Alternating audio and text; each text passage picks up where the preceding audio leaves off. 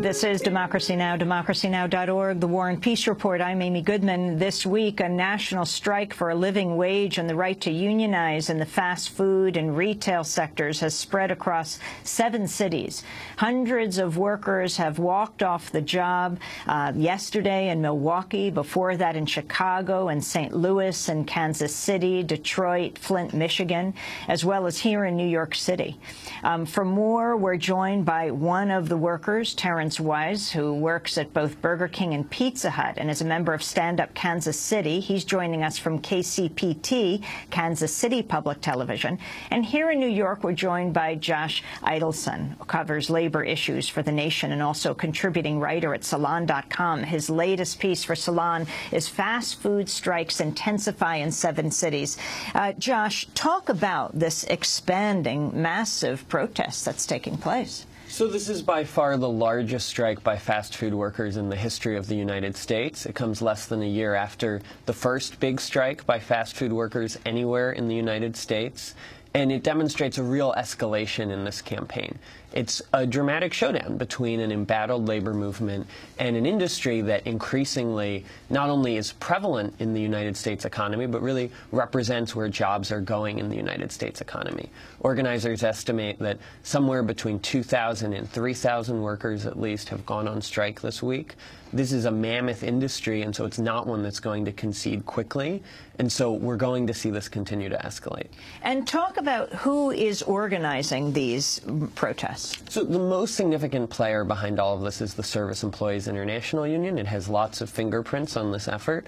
It's been working in coalition in each of these cities with local groups, progressive organizations, some of the descendants of Acorn, what I've called alt-labor groups, other kinds of non-union groups that mobilize workers, clergy. I talked to an organizer in Chicago who said, we went out to talk to people about fare hikes and the cost of public transit, and we kept hearing back from people, well, I could afford that if I got paid more in my job. And so you've seen this coalition effort that is going to become more common, but the key player in the funding and the strategy here is SEIU.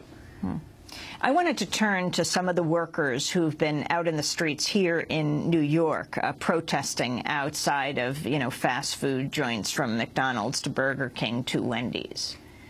I have 2 kids, 6 and 12. Both of my boys graduated kindergarten and 5th grade at the same time this year. My general manager told me that he was going to give me some extra opportunities to make some money, extra days. He calls me on my day off, and 3 days after that, every day, a different manager sends me home. At the end of the week, I only get a paycheck with 28 hours. I didn't have enough to do anything for my son. More or less just buy balloons or take him out to a pizza shop. I couldn't really celebrate his graduation because I didn't have any money.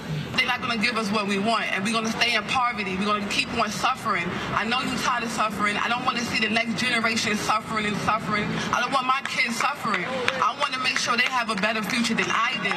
So if I want that to happen, I need you guys to stand with me just as long as I'm standing with you guys to fight for this 15 and you and a better living wage in New York City, because it's not right.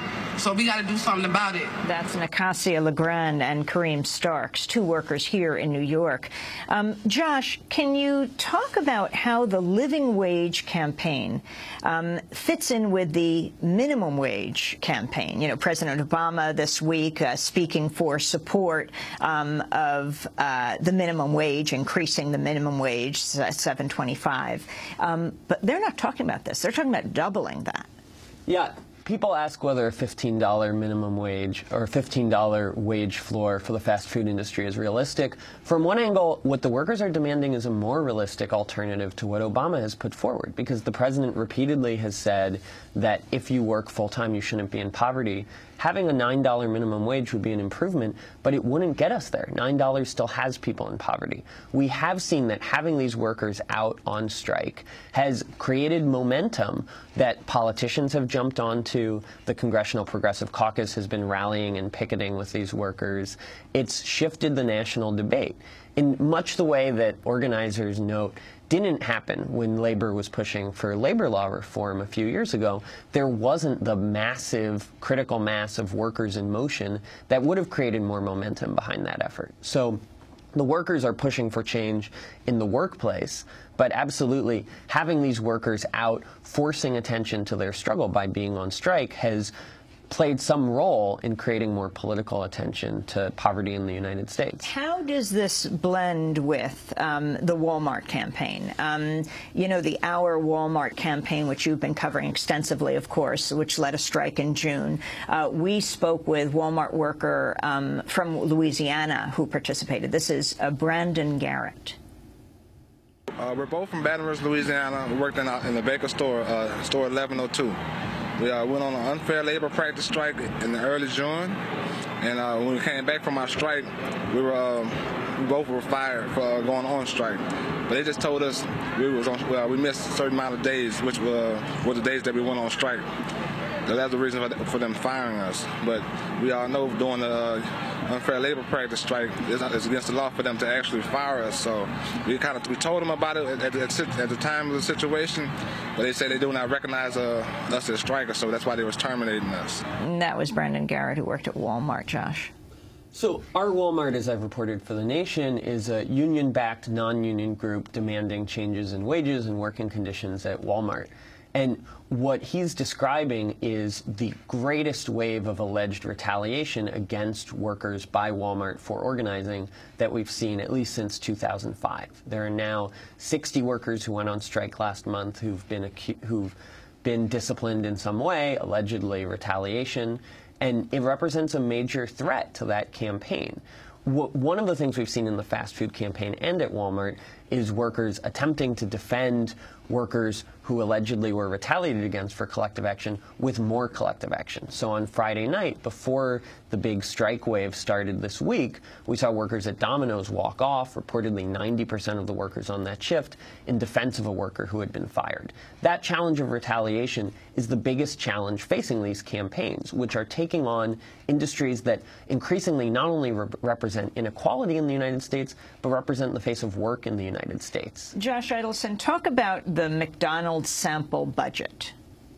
So this is a document that was put out by McDonald's and together with Visa, which was a guide to workers to how to do budgeting.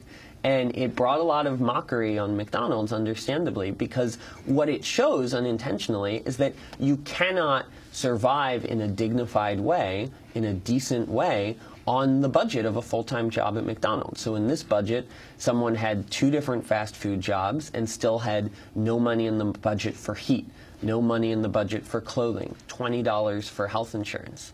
The truth is, there is no budget that McDonald's could have created that would have worked because the average worker in the fast food industry makes around $9 an hour. We're joined by Terrence Wise in Kansas City. I know there's a big storm happening in Kansas City right now, rough weather. He works both at Burger King and Pizza Hut. This week, one of the workers who went on strike as part of this nationwide push by fast food workers to demand an increase in wages to $15 an hour with Stand Up Kansas City. Why did you go out this week? Well, I felt over the past year or so, I've noticed my jobs have been on the decline.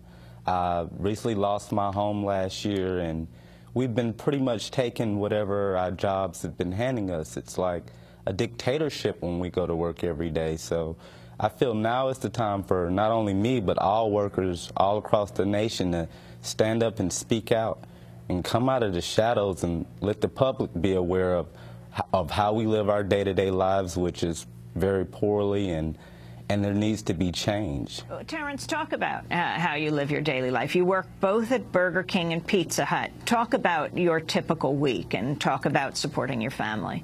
Well, I have 3 lovely daughters and an equally lovable fiance, and I'm working 2 jobs at about 50, 60 hours a week, so I'm leaving in the morning. I left home this morning, and my daughters will still sleep, and when I get off tonight, they'll probably be asleep again, so it's consecutive days where I don't get to see my daughters, and that's damaging to raising my family. That's one element that's really the hardest, and it's just everyday hustle. I use public transportation every day, so I have to leave early to get to work, so I'm gone 15, 17 hours a day. It's just really hard, a struggle every day. How much do you make, Josh? I make Terrence. $7.47 an hour at Pizza Hut and $9.30 an hour at Burger King, where I've been working for 8 years. You know, a lot of times the media characterizes fast food workers as high school kids earning an extra buck. Tell us the reality of you and your coworkers. Well, we all know that where I work in both of my shops, I look around, there aren't high schoolers. There are people with families trying to raise families. And so the whole notion that this is for high schoolers or someone trying to buy their first car or college students trying to get a little extra spending money, that's all nonsense. We're raising families, we're doing hard work, and we deserve to get a living wage for what we do. What was the response of your employers to you stepping out, to you striking at both companies? Well, I focus on my coworkers, and they were inspired and empowered, and they're proud of all the workers across the nation for stepping up and speaking out. And what else do we have to lose, Amy? I mean, we're already dying slowly in our day-to-day lives, so why not speak up and stand up and let the nation know that we're suffering? And this is really a cry for help. And this great nation shouldn't turn their back on working-class people who need help. Finally, Josh Idelson, what would it cost for these companies just double the wage, like to $15 at minimum, for all of the workers? You have Wendy's, make something like $4 million every couple of months, the CEO.